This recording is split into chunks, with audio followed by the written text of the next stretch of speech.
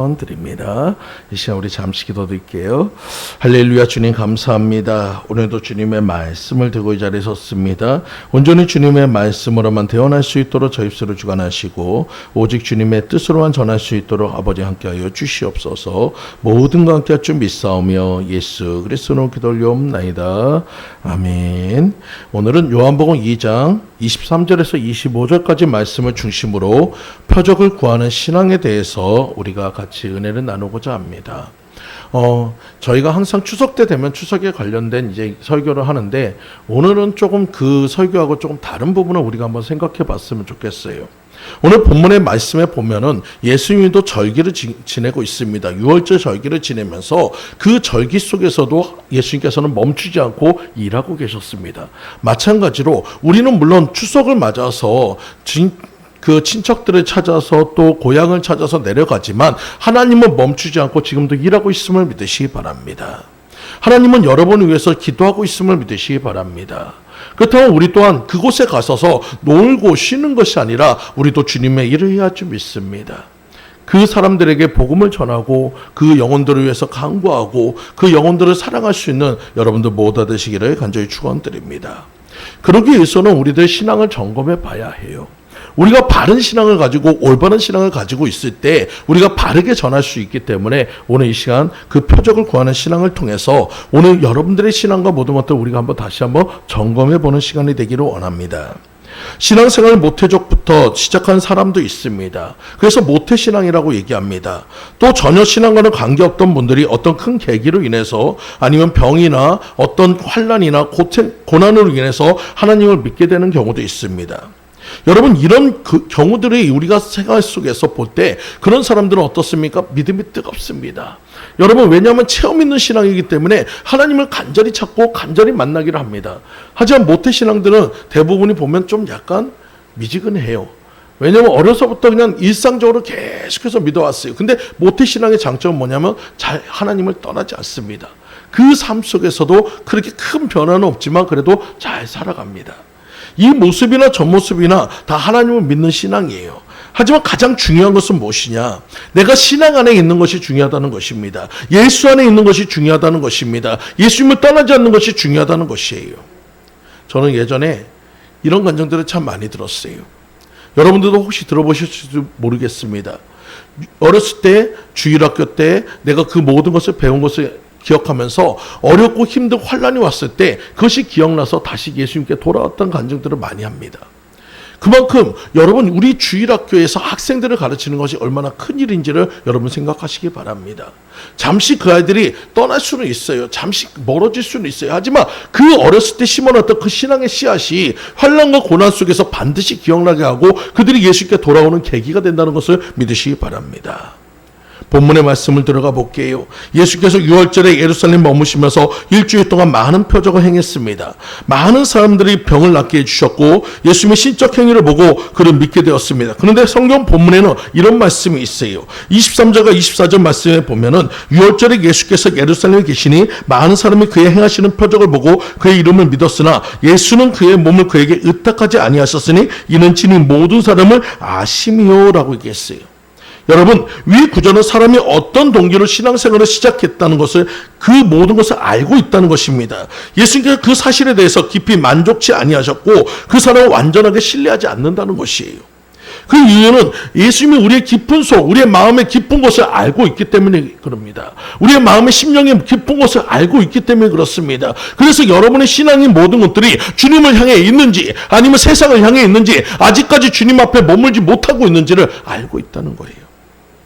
그래서 주님께서는 자신을 맡기지 않는다고 얘기합니다. 오늘 여러분 그렇다면 우리의 신앙의 모습을 한번 볼까요? 첫 번째로 우리 세 가지 신앙이 있습니다. 성경 전체의 흐름을 보며 믿음의 구원에 동반할 수 없음을 말씀하고 있는데 일반적으로 믿음을 크게 세 가지로 분류할 수 있습니다. 첫 번째 신앙은 바로 이성적인 신앙이에요. 여러분 우리가 초기에 주님을 만나게 되면은 하나님을 갖다가 깊이 알지 못하기 때문에 하나님을 알아가는 과정입니다. 근데 여러분 아는데 아는 것까지 좋은데 그것을 갖다가 머리로만 이해하고 있는 신앙이 있다는 거예요. 머리로만 알고 있는 신앙이 있다는 거예요. 지식적으로만 알고 있는 신앙이 있다는 거예요. 여러분 그 지식적인 신앙은 오래가지 못합니다. 머리만 큰다 보면 어떤 결과가 되냐? 판단만 합니다. 여러분, 우리의 신앙은 머리를 이해하는 신앙이 아니라 가슴으로 뜨겁게 보는 신앙이 돼야 합니다. 여러분, 가슴으로 주님을 느끼는 신앙이 돼야 합니다. 그런 신앙이 될 때 진정한 신앙이 될 수 있으면 믿으시기 바랍니다. 너희가 마음으로 믿어 의에 이르고 입으로 시인하여 구원에 이른다. 여러분, 예수를 믿는다고 다 구원받는 것이 아니고 우리가 머리로만 지식적인 신앙으로는 결코 구원받을 수가 없다는 거예요. 무엇입니까? 내 마음으로 믿어야 의에 이른다고 했어요. 내 마음에 주님을 믿고 그 마음에 주님을 모셔드리고 그 마음에 주님과 함께하는 그런 신앙이 될 때 구원에 이를 수 있다는 것입니다. 오늘 여러분들이 그런 신앙으로 깊이 들어가시기 바라요. 제가 참 안타까운 거는 큰 교회에 있는 권사님들, 큰 교회에 있는 많은 신앙을 오래 하셨던 분들한테 물어봅니다. 아유, 권사님 지금 돌아가시면 천국에 갈 수 있어요? 그런 권사님들이 이런 얘기합니다. 글쎄, 그때 가서 봐야지. 죽어봐야 알지. 여러분, 이거는 이미 머리로 보는 신앙이에요. 확신이 없어요. 내가 그때 가서 내가 어떻게 될지 알아. 그렇게 생각하고 있다면 여러분, 그 신앙 자체가 얼마나 무의미합니까? 우리 신앙은 어떤 신앙이 되어야 합니까? 주님이 내 안에 계시고 주님이 나와 함께함을 믿는다면 확실한 신앙으로 고백할 수 있는 신앙이 되어야 하는 것을 믿으시기 바랍니다. 오늘서부터 여러분들이 머리로 지식으로만 판단하는 신앙이 아니라 그 말씀이 내 안에서 역사하는 그런 신앙을 가지시는 여러분들 모두 되시기를 간절히 축원드립니다. 두 번째는 외적인 신앙이에요. 물론 머리에서 가슴으로 내려옵니다. 여러분, 가슴으로 내려오는 계기가 어떤 것이냐? 외적으로 우리에게 들어오는 영향으로 인해서 들어온다는 거예요. 병이나 환난이나 어려움 속에서 있을 때, 문제가 있을 때 주님 앞에 기도해서 응답받는 신앙입니다. 여러분, 그럴 때 우리는 어떻게 합니까? 더욱더 주님 앞에 깊이 들어갈 수 있어요. 더욱더 주님을 만날 수 있어요. 여러분, 한데 이 외적인 신앙에서 우리가 이 부분을 잘 알아야 합니다. 여러분, 이것은 말로만 해서는 되는 것이 아니고 이 신앙은 체험되는 신앙이라는 것입니다. 여러분이 한번 생각해 보세요. 사과라는 그 과일을 한 번도 먹어보지 않은 사람이 있다고 생각해 보십시오. 그럼 그 사과에 대해서 여러분이 말로써 그걸 표현해 보세요. 여러분, 그 사과는 빨갛기도 하고 파랗기도 하고 그 색깔이 아웅다웅한데 그것을 갖다 딱 껍질을 갖다 벗기고 먹으면 그 과즙이 어떻고 막 설명을 하는데 먹어보지 않은 사람은 상상은 하지만 맛은 이해할 수가 없어요. 그 사람에게 가장 확실한 방법은 뭡니까? 먹여주는 겁니다. 그 사과를 직접 먹게 하면 굳이 설명하지 않아도 알 수 있는 거예요. 마찬가지로 우리의 신앙의 믿음이 외적인 신앙, 바로 체험적인 신앙으로 들어가셔야 한다는 거예요. 주님을 만나야 한다는 것입니다. 주님을 만날 때 여러분의 지식적인 신앙이 가슴으로 내려올 수 있다는 거예요. 가슴으로 내려와서 주님을 만나게 되고 가슴으로 내려와서 주님을 느끼게 되고 가슴으로 만나서 주님과 함께하는 신앙이 될 것을 믿으시기 바랍니다. 우리의 신앙은 외적인 신앙을 지나서 이제는 지정의 신앙, 참 신앙이 되어야 할 줄 믿습니다. 이것이 바로 믿음의 가장 완성된 신앙이에요. 이것은 어떤 지적이나 정적으로나 예수 그리스도를 적극적으로 인정하고 의지적으로 따라가는 신앙입니다. 여러분, 이제는 하나님께서 여러분에게 믿음을 주는 신앙이 아니라 내가 믿고 주님 앞에 따라가는 신앙이에요. 이런 신앙이 될 때 여러분의 삶에 변화가 있음을 믿으시기 바랍니다. 이런 자의 믿음은 자신의 머리나 이적의 체험에 근거하는 것이 아니라 하나님의 말씀에 뿌리를 두고 그 말씀대로 생활하는 신앙이에요. 여러분, 어떤 이루어지는 표적이 아니며 그냥 실망하고 내게 응답이 안 된다면 낙심하는 그런 신앙이 아니라 하나님께서 주신 약속의 말씀, 그 약속의 말씀을 믿고 끝까지 인내하고 견뎌서 반드시 열매 맺는 신앙이 이런 지적인 신앙이라는 것이에요. 오늘 여러분들이 그런 신앙을 가지시기 간절히 축원드립니다. 이런 신앙을 소유해야지만 어떤 환난의 큰 황풍이 불어도 어떤 고난의 큰 파도가 쳐도 흔들리지 않는 믿음 속에 들어갈 수 있어요. 오늘 여러분들이 그렇게 되시기 간절히 축원드립니다. 그렇게 되시기 간절히 축원드립니다. 제가 참 안타까운 것은 많은 사람들이 이제 성경의 지식과 모든 것이 약하다 보니까 어떻게 됩니까? 은사가 나타나면 구원받은 사람이고 은사가 나타나면 성령의 사람이라고 여러분 오해하는 경우가 있어요. 여러분, 은사는 선물입니다. 여러분, 은사가 나타났다 해가지고 은사가 보여진다 해가지고 그것이 구원받은 사람의 증거가 아닙니다. 여러분, 하나님께서 도구로서 준 것이지 그것은 구원의 하나의 그 방편은 아닙니다. 어떤 사람은 그럽니다. 어떤 권사님이 예전에 저에게 이런 신앙 상담을 한 적이 있어요. 자신이 알고 있는 목사님 때문에 너무나도 힘들다는 거예요. 그래서 왜 그러냐 했더니 그 여자 목사님이 가끔씩 이런 얘기를 한대요. 내가 하나님과 교통하면서 기도하는데 그 권사님, 당신을 갖다 하나님 어떻게 쳐다보는지 알아? 이렇게 쳐다보고 있어 해가지고 인상을 빡 쓴다는 거예요. 여러분, 성경을 몰라도 너무 모르는 거예요. 근데 그 권사님이 하나님이 자기한테 인상 쓰고 있다고 그것 때문에 낙심해가지고 그 목사님이 원하는 대로 헌금도 하고 모든 것도 한대요. 여러분, 그것은 잘못된 신앙인 것을 믿으시기 바랍니다. 성경의 말씀해 보세요. 하나님의 얼굴을 보면 어떻게 되는지. 죽습니다. 여러분, 성경을 모르니까, 말씀을 모르니까 흔들려 버리는 거예요. 은사는 보여지는 것일 뿐이지, 여러분, 우리가 그것이 그 하나의 증표가 되진 않습니다. 여러분, 우리가 진정으로 믿어야 할 것은 은사가 아니라 말씀이에요. 내 안에 예수의 말씀이 있는지 없는지가 중요한 것이지, 은사가 나타나고 안 나타나고가 중요한 것이 아니란 것입니다. 오늘 여러분들이 말씀 안에 들어오시는 여러분들 모두 되시기 간절히 축원드립니다. 여러분, 오늘 말씀을 통해서 여러분들의 모든 것이 변화되시기 간절히 축원드립니다. 여러분, 성경의 말씀을 보세요. 이적과 기적으로 인해서 믿음이 성장한다고 얘기는 하지 않습니다. 로마서 10장 17절 말씀에 그러므로 믿음은 들음에서 나며 들음은 그리스도의 말씀으로 말미암느니라고 선포하고 있어요. 내 안에 말씀이 없다면 여러분, 내가 구원받을 수 없어요. 내 안에 말씀이 있어야 여러분, 그 말씀이 우리를 이끌어갈 수 있음을 믿으시기 바랍니다. 여러분, 이제는 우리의 신앙이 머리로만 이해하는 신앙에서 이제는 가슴으로 느끼는 신앙이 됐다면, 이제는 그 모든 것들을 여러분들이 말씀 안에 들어가서 말씀을 믿고 말씀을 따라가는 참 신앙을 소유하는 저희 축복의 성도님들 모두가 되시기를 간절히 축원드립니다. 그렇다면 여러분, 성경에 나와 있는 표적의 의미에 대해서 우리가 같이 은혜를 나누고자 해요. 성경에는 예수 그리스도의 표적이 나타나는데, 이런 기적적인 일에 대해서 성경에는 크게 세 가지로 이렇게 얘기합니다. 첫째는 기사라고 합니다. 기사와 표적이라고 하잖아요.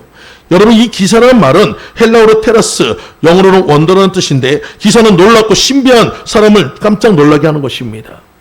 여러분, 이 테라스라는 말은 요술과 같이 사람을 깜짝 놀라게 한다는 거예요. 어떻게 보면 마술처럼 눈속임 하는 것이 아니고, 되어진 일에 사람들이 놀랍니다. 되어진 일에 사람들이 굉장히 크게 감동이 됩니다. 여러분, 사람의 호흡이 멈출 정도로 신기한 기적을 우리 마음속에 느끼게 하는 것이 기이한 일이라고 얘기합니다. 이것을 갖다가 기사라고 얘기하고 있어요. 여러분, 세상에는 깜짝 놀라게 할 일들이 세상에 많이 있습니다. 우리 이성을 초월해서 나타나는 것이 있어요. 그래서 사람들이 기적이라고 얘기도 많이 합니다. 하지만 여러분, 이 기적이 우리에게 구원의 역사는 아닌 것을 믿으시기 바랍니다. 여러분, 기적은 많은 사람들도 행할 수 있어요. 여러분, 다른 종교에서도 나타나기도 하고, 여러분, 하다못해 무당도 그런 일을 합니다. 여러분, 이 기사가 우리의 구원과 상관이 없다는 것을 믿으시기 바랍니다. 둘째로 권능입니다. 능력이라고 합니다. 헬라어로 두나미스, 영어로는 파워라는 뜻인데, 이 두나미스라는 것은 다이너마이트의 어원입니다. 여러분, 이것처럼 초인적인 힘과 권능과 폭발적인 능력이 나타나는 것이에요. 빌립보서 4장 13절 말씀처럼 내게 능력 주신 자 안에서 내가 모든 것을 할 수 있느니라. 여러분, 내게 능력 주신 주님은 이래서 내가 모든 것이 체험되어지고 그 모든 것이 기적과 이석과 모든 것으로 나타나는 것입니다. 하나님의 권능으로 보여지는 것입니다. 예를 들어서 죽을 병에 걸린 사람이 하나님께 기도했어요. 기도했더니 하나님께서 고침을 주셨어요. 이것이 권능이란 것이에요. 여러분, 내가 감당 못한 시험 때문에, 감당 못한 문제로 인해서 고통 속에 있어서 주님 앞에 간구했더니 그 문제가 해결이 되었습니다. 이것이 권능이란 것이에요. 여러분, 내가 감당 못하는 모든 것들을 하나님을 통해서 이루어지는 그 역사가 바로 권능이란 것입니다. 여러분, 이런 권능을 우리는 외적인 신앙이라고 얘기해요. 아까도 우리가 잠깐 얘기했지만, 여러분, 외적인 신앙은 우리의 가슴을 울리기를 합니다. 가슴에 믿어지는 신앙입니다. 하지만 여러분, 이런 권능으로 인해서 우리가 믿음이라고 얘기하지 않습니다. 오늘 여러분들에게 분명하게 얘기합니다. 요한복음 6장 26절 말씀에 예수께서 대답하여 이르시되 내가 진실로 너에게 이르노니 너희가 나를 찾는 것은 표적을 본 까닭이 아니요 떡을 먹고 배부른 까닭이라. 여러분, 오병이의 기적 이후에 주님께서 말씀하셨던 말씀이에요. 사람들은 오병이의 기적을 체험하고 나서 예수님을 왕으로 섬긴다고 얘기합니다. 이스라엘 왕으로 높이겠다고 얘기합니다. 하지만 그들이 믿는 것은 여러분, 예수님의 하나님으로 믿는 것이 아니라 그 기적과 이적, 그 모든 것만 보고 자신들의 편의를 위해서 그분을 왕으로 세우겠다는 것이었어요. 여러분, 우리의 믿음은 그런 믿음이 아닌 줄 믿습니다. 여러분, 우리의 믿음은 어떤 믿음이 되어야 합니까? 예수님을 그리스도로, 예수님을 우리 주님으로, 예수님을 우리의 주인으로 섬기는 것이 진정한 믿음인 것을 믿으시기 바라요. 오늘 여러분들에게 그런 믿음이 있기를 간절히 축원드립니다. 바로 셋째, 우리가 믿어야 할 표적입니다. 바로 헬라어에서는 세메이온, 또한 영어로는 사인이란 뜻입니다. 표적은 인간이 할 수 없는 부분을 해낸 사실을 통하여서 예수님의 메시아를 믿을 수 있는 바로 그 메시지입니다. 오늘 여러분들의 삶 속에서 그런 기적과 모든 것들이 우리 마음에 말씀으로, 능력으로, 은혜로 작아져 와야 하는 것이에요. 그것이 우리의 마음에 부딪힘의 역사가 있어야 하는 것을 믿으시기 바랍니다.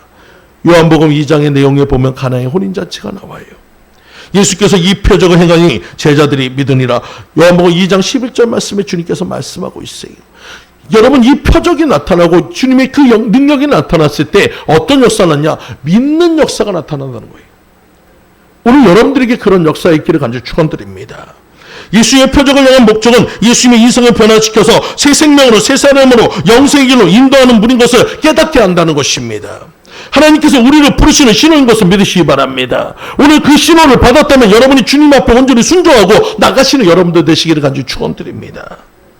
여러분, 이 비유에서 재밌는 것은 뭡니까?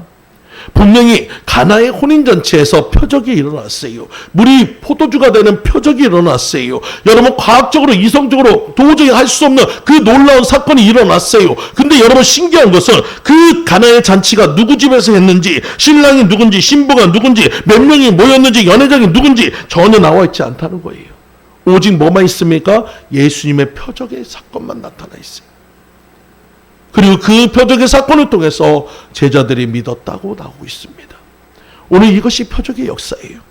여러분, 우리들의 신앙의 근원은 흥미나 관습이나 역사나 개인적인 가정 교육에 의해서나 부모가 믿었기 때문이나 아니면 이적을 보았기 때문에 내가 무엇을 체험했기 때문에 하나님을 믿게 되는 것이 아니라 바로 오늘 진정한 믿음은 예수 그리스도가 내 안에 오셔서 내 삶에 변화가 있기 때문에 믿는다는 거예요. 오늘 여러분의 표적은 뭡니까?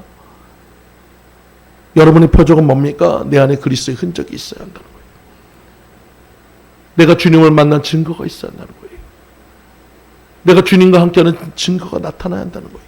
이것이 바로 표적이 된다는 거예요. 오늘 여러분들의 삶에 내가 하나님을 믿는 믿음의 모든 부분은 무엇입니까? 내가 이런 부분으로 주님을 믿었고 내가 그것을 통해서 주님의 말씀을 믿습니다라는 고백이 들어가시기는 여러분들 되시기를 간절히 축원드립니다. 그렇다면 마지막으로 세 번째, 표적을 믿는 신앙이 되어야 합니다. 율법으로 구원을 얻을 수 있을까요? 십계명으로 구원을 얻을 수 있을까요? 아닙니다. 그것은 모든 사람이 계명을 다 지킬 수 없음을 가르쳐주고 있어요. 율법은 몽학 선생과 같아서 여러분, 결국 여러분들 스스로가 한번 그 율법을 다 지켜봐라. 근데 못 지켜요. 당장의 십계명도 우리는 다 지킬 수가 없어요. 그렇다면 우리들 스스로 뭐를 깨달았습니까? 아무도 그 죄인으로서 벗어날 수 없다는 거, 의인은 없나니 단 한 명도 없다는 사실을 깨닫게 했다는 거예요. 그렇다면 여러분, 우리가 죄인임을 알았다면 여러분, 우리가 죄를 사하기 위해서 어떻게 합니까? 주님을 만나야 한다는 것이에요. 예수님을 만나야지 해결될 수 있다는 거예요. 예수님을 만나야지 구원받을 수 있다는 거예요. 이것을 가르쳐주는 것이 율법이란 거예요. 사람이 아무리 율법을 믿어도 구원을 얻을 수 없으니 오직 예수 그리스도를 통해서만이 우리는 구원을 얻을 수 있음을 믿으시기 바랍니다. 갈라디아서 3장 24절 말씀에 이같이 율법이 우리를 그리스도께로 인도하는 초등교사가 되어 우리로 하여금 믿음으로 말미암아 의롭다함을 얻게 하려 함이니라. 오늘 성경의 말씀에 분명히 얘기하고 있어요. 율법으로는 구원이 없다고 얘기하고 있습니다. 율법은 우리를 죄인으로 깨닫게 하고 우리 죄인된 우리가 오직 예수 그리스도를 만나야지만이 참된 구원자를 만나야지만이 구원받을 수 있음을 가르쳐주고 있다는 것을 믿으시기 바랍니다. 이처럼 표적은 하나님이 우리에게 보여주신 체험을 통해서 영생의 길이 살아계신 하나님께 있음을 알도록 가르쳐주고 있다는 거예요. 여러분, 하나님께서 우리에게 육신적인 작은 경험을 통해서 하나님의 상징적인 증거, 즉 예시적 암시로 큰 것을 깨우쳐 주신다는 것을 믿으시기 바랍니다. 요한복음 11장에 보면 베다니 동네에 죽은 나사로가 예수님의 능력으로 살아나게 되자 그 동생 마르다는 큰 기적의 사건을 보고 다음같이 말합니다. 요한복음 11장 27절 말씀에 이르되 주여 그러하여다 주는 그리스도시요 세상에 오시는 하나님의 아들이신 줄 내가 믿나이다. 이전까지 마르다는 어땠습니까? 자신의 그 오빠 나사로가 죽었는데 예수님이 오지 않았다고 실망합니다. 예수님께서 얘기합니다. 부활은 그 생명이라고 얘기해도 그럴 수 있죠 라고 하면서 별로 믿지를 않아요. 근데 나사로가 살아난 기적 앞에서 그가 그 말씀이 기적적으로 그 마음에 부딪혀 오는 겁니다. 예수 그리스도를 통해서만이 부활이 되고 예수 그리스도를 통해서만이 구원이 있고 예수 그리스도를 통해서만이 문제 해결이 됨을 볼 수 있다는 거예요. 여러분, 오늘 시간 여러분들의 삶에도 예수님이 나의 구세주요 예수님만의 영원한 우리의 구세주인 것을 고백하고 나가실 수 있는 여러분들 모두 되시기를 간절히 축원드립니다. 예수님은 기적만을 바라는 사람들에게 마음 터놓고 얘기하지 않아요. 여러분, 왜 그 예수님께서 피했습니까? 그들은 예수님의 기적과 표적을 보면서 아까도 얘기했지만 오병의 기적을 봤던 사람들이 자신의 편의를 위해서 그는 왕으로 세우려고 합니다. 여러분, 그런 모습을 알기 때문에 예수님은 피하셨던 거예요. 우리 마음의 악함을 알기 때문에 예수님은 떠나셨다는 거예요. 하지만 여러분, 오늘 주님께서 우리 안에 그 악함을 바꿀 수 있는 성령님을 보내주셨음을 믿으시기 바랍니다. 우리의 모든 것을 인도할 수 있는 성령님을 보내주셨음을 믿으시기 바랍니다. 때로는 우리가 할 수 없을 때가 있어요. 우리가 기도할 수 없을 때가 있어요. 때로는 주님을 떠날 때가 있어요. 그러면 우리 안에 있는 성령님께서 말할 수 없는 탄식을 우리 대신해서 주님 앞에 기도한다고 했습니다. 여러분, 그 기도는 무엇입니까? 우리 영혼을 위한 간구입니다. 여러분, 그 간구가 있기 때문에 우리가 주님 앞에 다시 돌아올 수 있는 거예요. 우리가 주님을 온전히 만날 수 있는 거예요. 오늘 여러분들에게 그런 역사가 있기를 간절히 축원드립니다. 사랑하는 성도님들, 예수께서 하신 말씀 중에서 요한복음 20장 30절에서 31절 말씀에 예수께서 제자들 앞에서 이 책에 기록되지 아니한 다른 표적도 많이 행하셨으나 오직 이것을 기록하면 너희로 예수께서 하나님의 아들 그리스도이심을 믿게 하려 함이요 또 너희로 믿고 그 이름을 힘입어 생명을 얻게 하려 함이니라. 주님께서 기적과 표적과 많은 것을 이루셨던 그 이유는 바로 오늘 그 예수님이 하나님의 아들이심을 가르쳐주고 있다는 거예요. 여러분, 우리 교회 안에서도 기적은 일어나야 합니다. 여러분의 삶에도 기적은 나타나야 합니다. 여러분, 많은 안 믿는 사람들이 무엇을 찾아옵니까? 여러분, 그들은 보이는 것을 원해요. 나타나는 것을 원해요. 너희 하나님이 어디 있느냐? 네가 보여줘라. 여러분, 근데 우리가 보여줄 수 있는 것은 무엇입니까? 여러분, 우리 주님 앞에 우리가 말씀으로 드러낼 수는 없기에 우리가 기적과 표적과 모든 것을 보여줄 수 있어요. 하지만 그것이 그들에게 구원의 역사는 아닙니다. 하지만 그들을 갖다 구원으로 인도하는 예수님께로 인도할 수는 있다는 거예요. 오늘 여러분들에게 그런 역사가 있기를 간절히 축원드립니다. 예수께서 5,000명을 먹이시고 4,000명을 먹이셨던 그 사건이 또 베드니뜰에서 많은 사람이 이적을 보고 몰려왔고 그 사람들이 온전히 주님을 따라왔지만 나중에 그들은 무엇이 되었습니까? 예수님이 십자가에 달릴 때 예수를 십자가에 달라고 폭도로서 외쳤던 사람들에 불과합니다.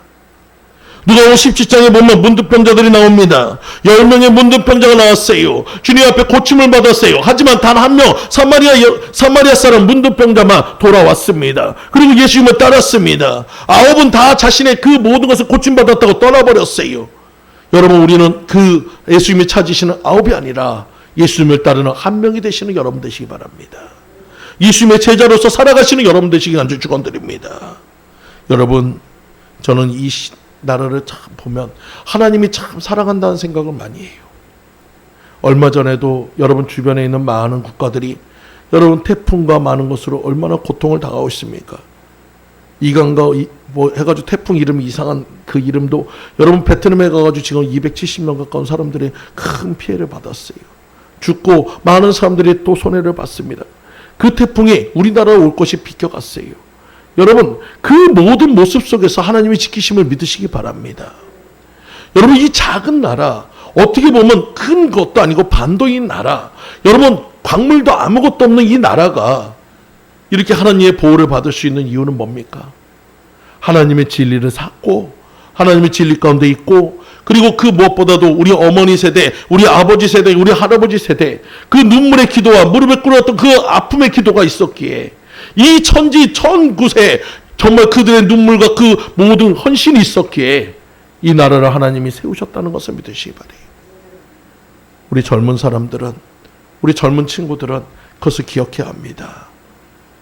갑자기 이 나라가 성장한 것이 아니라 우리 어머니, 우리 아버지, 그 위의 세대들의 눈물의 기도, 헌신의 기도, 정말 그 새벽에 밤잠을 자워가면서 자녀를 위한 기도와 그 모든 기도가 있었기에 우리가 이 자리까지 올라올 수 있었음을 믿으시기 바래요. 우리는 그 믿음의 유산을 이어가야 할 줄 믿습니다. 그것을 잃어버리지 마시는 여러분 되시기 간절히 축원드립니다. 여러분, 예전 시대 때는 참 많은 기적들이 있었어요. 여러분, 부흥의 기간 동안에 많은 사람들이 이적들이 나타났습니다. 정말 사도행전에 있었던 그런 이적과 표적들이 많이 나타났어요. 하지만 요새는 부흥에도 별로 그런 이적들이 나타나지 않아요. 그만큼 사람들이 마음이 닫혀졌고 사람들의 마음이 냉정해졌고 사람들의 마음이 지식적이어서 그래요. 여러분, 오늘 이 시간 우리 축복의 성도들 마음은 예수를 온전히 믿는 믿음으로 들어가서 말씀을 믿고 그 말씀대로 될 것을 믿고 따라가시는 여러분들 모두 되시길 간절히 축원드립니다. 여러분, 오늘 배고픈 시절, 어려운 시절, 고난의 시절에 잊어버리는 자, 여러분 개구리가 올챙이 시절을 잊어버리면 교만해서 넘어지게 됩니다. 여러분, 우리는 날마다 그 시절을 다시 한번 되새기면서 내게 주셨던 그 하나님의 은혜를 생각하며 주님 앞에 감사하는 생활을 하시는 여러분들 모두 되시기를 간절히 축원드립니다. 요한복음 2장 23절에 24절 말씀처럼 예수는 그의 몸을 그들에게 의탁하지 아니하셨으니 이는 친히 모든 사람을 아심이라. 믿음만 보고, 여러분 믿음은 기적을 보고 생기는 것이 아니라 말씀 안에 들어올 때 기적이 되고, 말씀 안에 들어올 때 믿음이 되고, 말씀 안에 들어올 때 그것이 능력이 된 것을 믿으시기 바랍니다. 여러분, 보여지는 것만 찾아다니면 결국 흔들릴 수밖에 없어요. 예전에 은사주의라고 해가지고 은사가 많이 나타날 때 많은 사람들이 은사만 쫓아다녔습니다. 어디서 누가 뭐 이렇게 잘했다는 우르르 달립니다. 또 어디서 뭐 한다는 우르르 다닙니다. 여러분, 그러다 보니까 어떻게 됩니까? 믿음의 뿌리가 없어서 다 넘어져요. 나중에는 그들은 찾을래야 찾을 수가 없어요. 어떤 사람들이 더 해가지고 하나님께 인정받았습니까? 여러분, 그 은사를 쫓아가는 것이 아니라 자신의 맡은 자리에 최선을 다하며 그것에 믿음의 뿌리를 깊게 내리고, 비록 내가 아는 것이 없어도 주님 앞에 기도했던 사람들, 그런 사람들의 자녀들은 잘 되는 축복 가운데 들어가요. 오늘 여러분들이 그런 분들이 되시기 바랍니다. 말씀의 뿌리를 내리시기 바라요. 말씀 안에서 주님을 만나시기 바라요. 말씀이 여러분의 삶을 이끌어 가실 수 있도록 내어드리시기 바라요. 여러분, 꼭 우리가 표적을 만나야지만 예수를 믿는 믿음은 아닙니다. 요한복음 3장에 보면 니고데모가 예수님의 표적을 구하고 주님 앞에 찾아왔습니다. 거듭남에 대한 비결을 찾기 위해서 왔어요. 근데 예수님께서 얘기합니다. 요한복음 3장 3절 말씀에 예수께서 대답하여 이르시되 진실로 진실로 내게 이르노니 사람이 거듭나지 아니하면 하나님의 나라를 볼 수 없느니라. 최고의 석학이었던 니고데모조차도 예수께 이렇게 물어봤습니다. 그러면 제가 다시 어머니의 뱃속에 들어가야 합니까? 이미 죽은 어머니 뱃속에 어떻게 들어갑니까? 말도 안 되는 얘기죠. 여러분, 영적인 것이기 때문에 여러분 지식적으로는 우리가 알 수 없어요. 근데 그가 그 영적인 것을 깨닫고 나니까 온전히 예수님을 따르는 자가 되었습니다. 그에게 큰 표적이 나타난 건 없었어요. 그에게 어떤 놀라운 기적의 모습이 보이지는 않았어요. 하지만 그는 말씀 안에서 그는 깨달아졌기에 예수님을 헐저리 따르는 자신의 제자가 되었음을 믿으시기 바랍니다. 오늘 여러분도 마찬가지입니다. 우리도 주님 앞에서 거듭나야 합니다. 거듭나셔야 합니다. 거듭나셔야 합니다. 여러분, 거듭난다는 것은 뭡니까? 좀 착해지는 것이 아니에요. 조금 내가 예전보다 조금 달라지는 게 아니에요. 완전한 새 사람이 되는 것입니다. 완전히 새롭게 변화되는 것입니다. 옛것은 지나갔으니 보라 새 것이 되었노라.